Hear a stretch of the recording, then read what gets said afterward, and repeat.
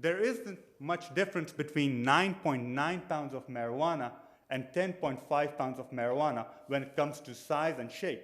If we went along with the appellant's interpretation of the statute, Justin Wilson, the defendant in this case, the appellant, could have admitted to law enforcement, could have said, I thought that the marijuana that was being delivered was 9.9 pounds.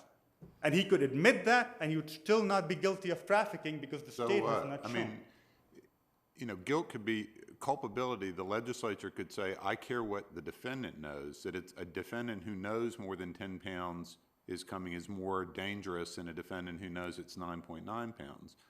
Or the legislature could say, we don't care what the defendant knows, we just think people who deal with more than 10 pounds are more dangerous. But why couldn't a reasonable legislator do it either way?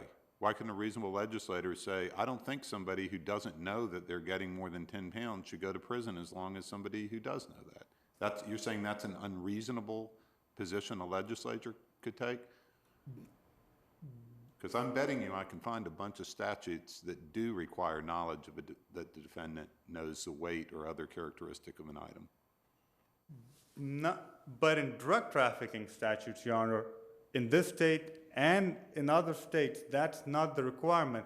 And I hear you saying it's not the requirement, but before you were saying it would be an absurd requirement, an unreasonable requirement. It would place an unreasonable burden on state. The state would have to show, one, either that the drug dealer specifically told the middleman, this is how much cocaine or marijuana I'm giving you, which rarely happens, or the state would have to show that the defendant weighed the marijuana, because there isn't much difference between 9.9 pounds of marijuana and 10.5 pounds of marijuana. To show the defendant's knowledge, the state would have to show the defendant put the marijuana on the scale.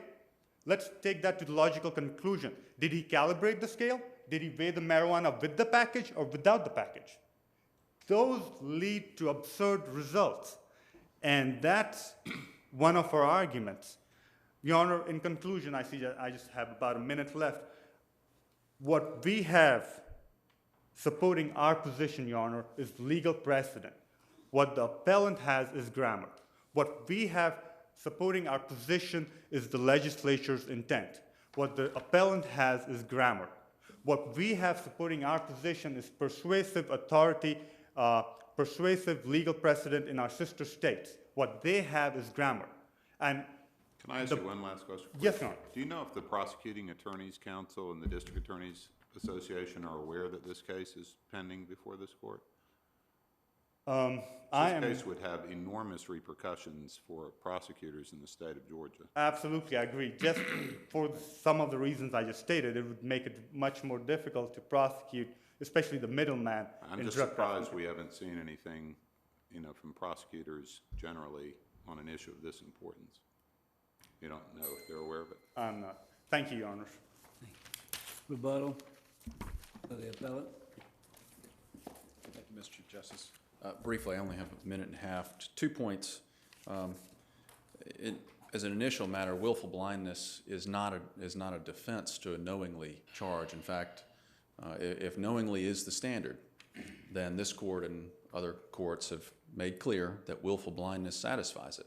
There'll be charges on willful blindness, and you can't claim willful blindness as a defense.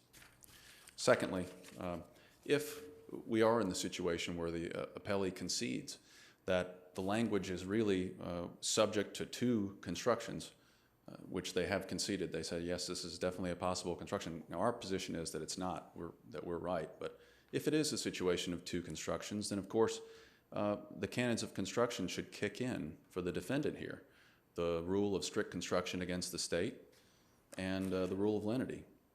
So if we are in that situation, then the tiebreaker really should go to us. If there are no further questions, thank you. Thank you both for a very important case. Madam Clerk, will you call